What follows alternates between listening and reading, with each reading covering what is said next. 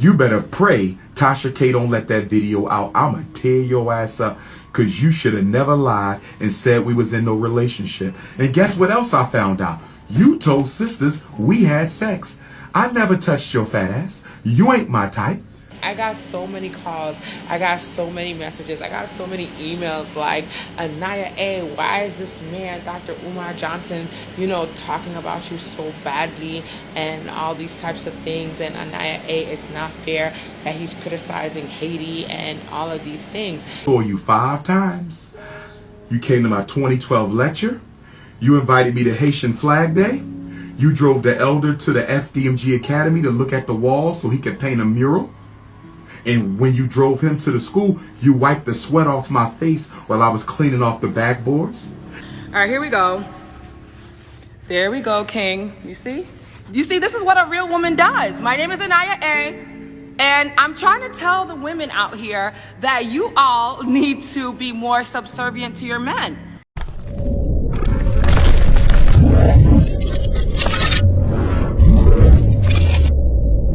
Dating back to like 2012 or so, I had a friend, I'm not going to say her name, but I sent you her picture as well.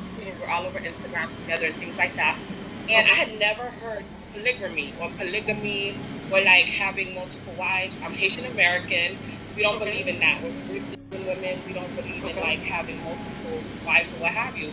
And she kept wanting me to meet him. And the way she posed it was that he is like this powerhouse. He's amazing, he's intelligent. She knew my background in psychology and public relations. I'd studied abroad in London, England. I had traveled, to many different countries by the time I was like 16, 17, because my parents were traveling all the time and they educated us that way. And then I was on the radio at the time in a small town, and that's where I met this young lady.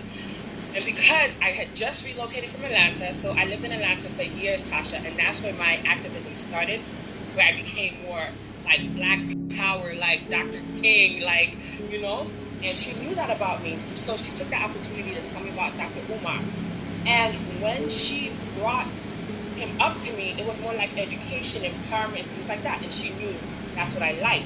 Some people feed off of our weaknesses, right? Or what we're attracted to.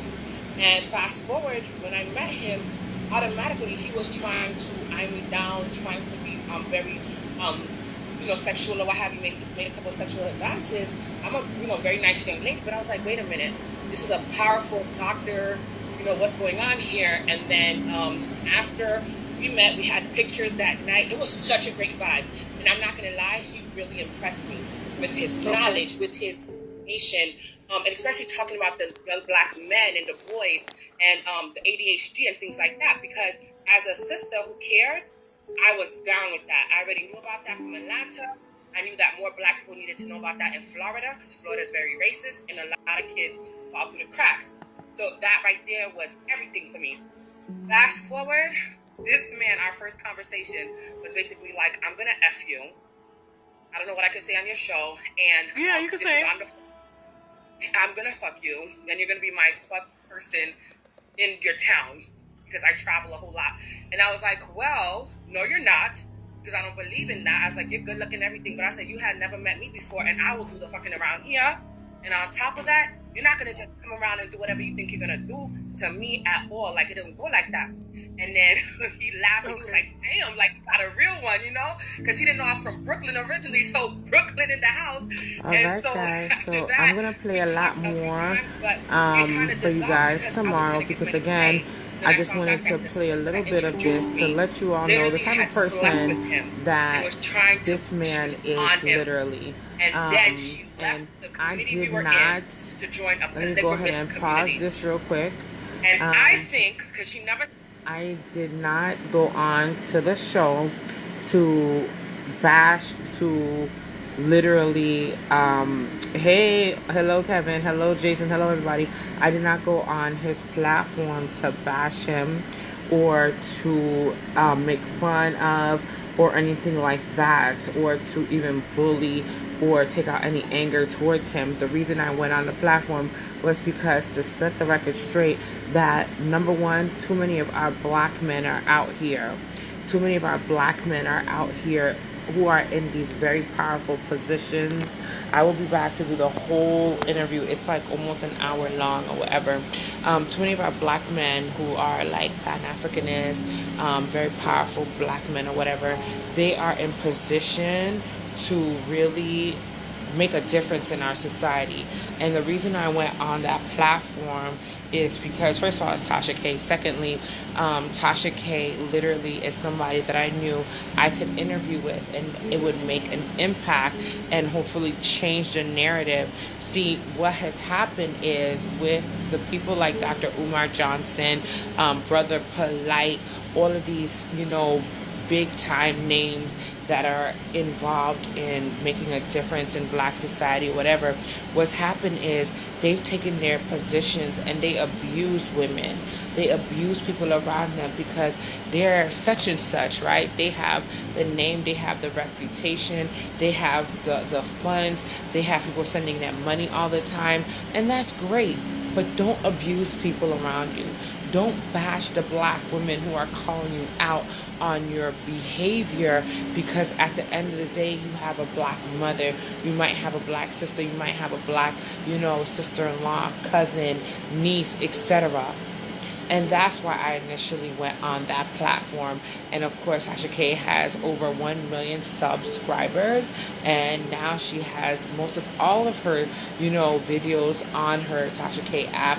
And that's where you can actually go and see this video. But I'm going to do you all a favor, and I'm going to play this video in its entirety live, because I want to basically share with you what happened, because I got so many calls, I got so many messages, I got so many emails like, Aniya, why is this man, Dr. Umar Johnson, talking about you so badly, and all these types of things, and Aniya, it's not fair that he's criticizing Haiti and all of these things. And at the end of the day, Dr. Umar could say whatever he wants about any subject, but never attack a person that never attacked you. I was actually very hurt that he would think that I would be in a polygamous situation when I explained to him several times that could never be me. But he never listened. He didn't care to listen. And so what ended up happening is we obviously see that in this time that we're in, that this man legitimately is going to continue, so to quote unquote, have his events. People invited me to this event that's supposed to be taking place, just in a few hours. The FDMG festival is supposed to be taking place, I think, again this year. Last year is when this whole thing went down, right? And I thought I was going to model. I had the Mashoud line that I modeled and everything like that. I brought him a piece, courtesy of Mashoud, to thank him for all the work that he had been doing in the community. And this is Dr. Umar Johnson again that I'm referring to. And so everything was good. And then all of a sudden, he's bashing Tasha K. He's bashing me, GX. And another thing I wanted to share, again, this is not attacking this man or his livelihood or anything about him. What this is doing is hopefully opening up the conversation, because I haven't seen him degrade another black woman since. Thank God. I haven't been following super hard either because I'm busy with my son. But I've noticed a change. I've noticed his behavior has changed a little bit for the better, because Dr. Umar is not out here scandalizing a little bit more. He's not talking reckless a lot on social media. People send me everything. I don't even have to watch. I get the notifications, I get the inboxes, I get the messages from people that are literally watching his platform every single day, and they send me the information to let me know that this is what was said, this is what he did, and things of that nature. For you 5 times. You came to my 2012 lecture. You invited me to Haitian Flag Day. You drove the elder to the FDMG Academy to look at the wall so he could paint a mural. And when you drove him to the school, you wiped the sweat off my face while I was cleaning off the backboards. Does anybody remember the woman who was wiping the sweat off my face when I was cleaning the backboards in the gym? And then you came to my Garvey lecture in Harlem. And then you came to the FDMG festival. I saw you 5 times. When did we have sex? I saw you 5 times in my life, all public, All public. When were we intimate? When were we ever behind a closed door? Did we go into the bathroom together? Did we meet at a park? Were we ever in the same car? Oh, yes, we were in the same car. Because after my Garvey Day lecture on August the 17th in Harlem, you jumped your fat ass in my back seat when I had to drop the 2 elder queen mothers off. But I dropped you off first. Or I dropped you off second. Either way, I made sure I was not in the car with you by yourself. You know why I made sure that I was not in the car with you by yourself? Because something told me you could not be trusted. So you was defaming my character and slandering my name, but you didn't hesitate to jump your fat, pregnant, married ass in the back of my car and get dropped off after my Garvey lecture. And then you ran to Tasha K. I'ma tear your ass up when that video drop.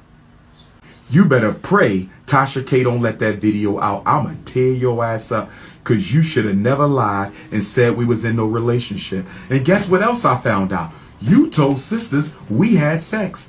I never touched your fat ass. You ain't my type.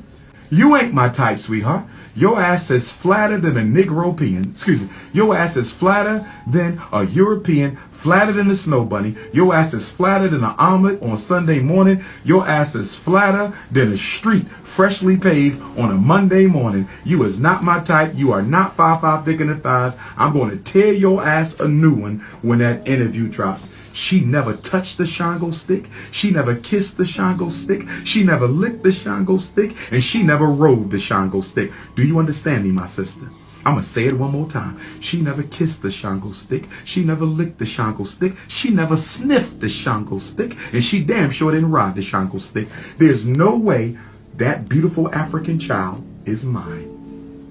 Okay? I know I am the Black Christ, but I cannot conceive with a woman without touching her. I understand I am the Messiah of this day and time, but there's no way I can conceive a child unless I go into you.